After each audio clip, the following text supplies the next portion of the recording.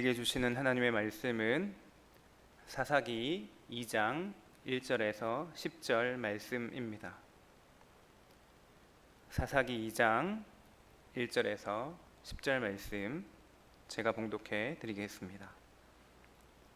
여호와의 사자가 길갈에서부터 복임으로 올라와 말하되 내가 너희를 애굽에서 올라오게 하여 내가 너희의 조상들에게 맹세한 땅으로 들어가게 하였으며 또 내가 이르기를 내가 너희와 함께한 언약을 영원히 어기지 아니하리니 너희는 이 땅의 주민과 언약을 맺지 말며 그들의 제단들을 헐라하였거늘 너희가 내 목소리를 듣지 아니하였으니 어찌하여 그리하였느냐.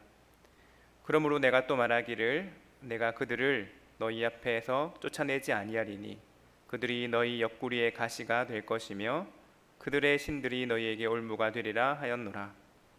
여호와의 사자가 이스라엘 모든 자손에게 이 말씀을 이르매 백성이 소리를 높여 운지라.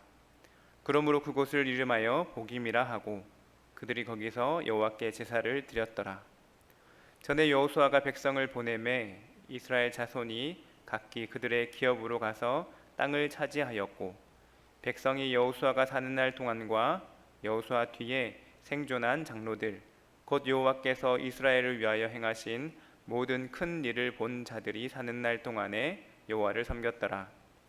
여호와의 종 눈의 아들 여호수아가 110세에 죽음에 우리가 그의 기업의 경내 에브라임 산지 가스산 북쪽 딥낫 헤레스에 장사하였고 그 세대의 사람도 다 그 조상들에게로 돌아갔고 그 후에 일어난 다른 세대는 여호와를 알지 못하며 여호와께서 이스라엘을 위하여 행하신 일도 알지 못하였더라.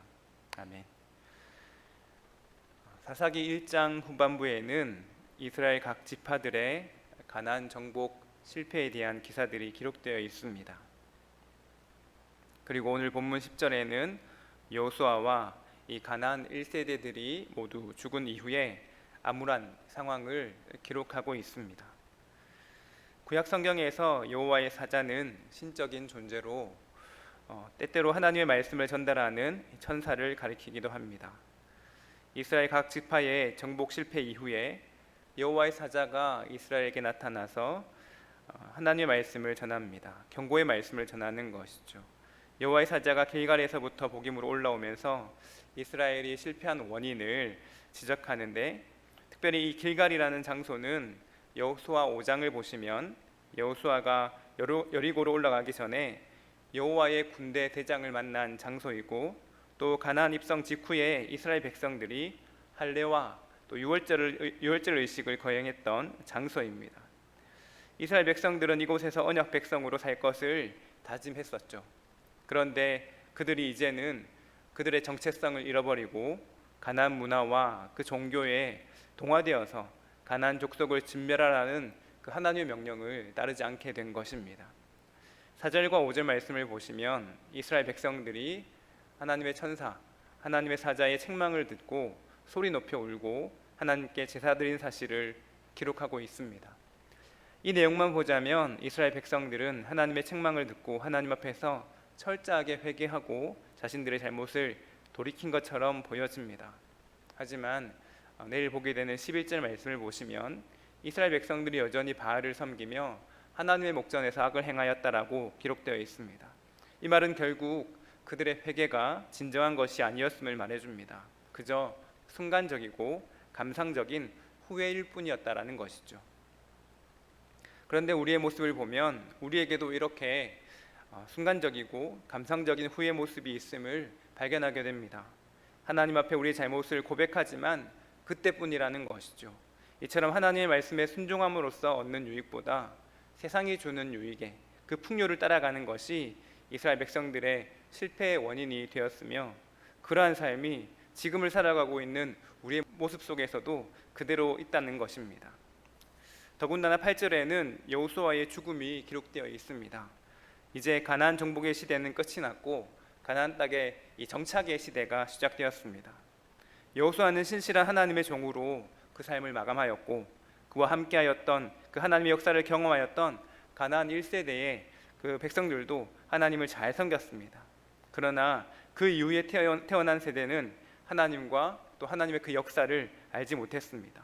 부모 세대가 하나님께서 하신 일들을 전하지 못하였기 때문에 자녀 세대가 하나님을 아는 지식의 그 소중함을 깨닫지 못하였던 것입니다. 그 1세대들은 자녀들에게 눈에 보이는 유산인 땅은 잘 전수하였지만 눈에 보이지 않는 유산인 이 신앙은 계승하지 못했던 것을 보게 됩니다. 그 결과가 어떻게 됩니까? 시대가 바뀌면서 등장한 이 세대는 이전과는 다른, 완전히 다른 그런 세대로 되어버렸습니다. 오늘 이 말씀이 우리에게 경종을 울리는 줄 믿습니다. 그저 일주일에 한 번 자녀를 교회에 데려가는 것만으로 자녀가 진정한 그리스도인으로 커갈 것이라고 생각한다면 오산이라는 것입니다. 자녀가 겉으로는 성경 말씀을 알고 믿는다고 할지라도 마음속 이 뿌리 깊은 이 습성과 판단의 기준은 성경과는 무관하게 되는 것이죠. 그러면 그 자녀는 결국에는 믿음을 잃어버리게 될 것입니다. 그러므로 무엇보다도 부모가 먼저 하나님을 믿고 고백하는 삶을 살아야만 할 것입니다. 우리 자녀들에게 말씀에 기초한 삶과 또 성품의 롤 모델이 되어주어야만 한다는 것이죠. 예수님의 십자가의 사랑과 은혜의 복음이 머리가 아닌 이 가슴으로, 마음으로 깨닫고 그 삶의 모델을 경험하게 될 때 우리 자녀들은 스스로 원해서 하나님의 말씀을 따르게 되고 또 하나님의 말씀 앞에서 정직하게 살게 될 줄 믿습니다. 우리에게는 다음 세대에 대한 영적인 책임이 있습니다. 매사에 하나님의 말씀을 최우선에 두고 신앙을 선택하는 본을 보여야 할 것입니다. 매일 하나님과 동행하는 생생한 신앙의 삶을 전수하는 것이 우리 가정과 교회를 지탱하게 될 줄 믿습니다. 오늘도 그러한 믿음의 삶을 살아가면서 하나님을 경험하고 승리하며 하나님께 감사하는 우리 모두가 될 수 있기를 간절히 소망합니다. 기도하겠습니다. 우리와 함께 하시는 하나님 아버지 감사합니다. 오늘도 치열한 삶 속에서 살아계신 하나님을 경험하며 감사하는 삶이 되기를 원합니다.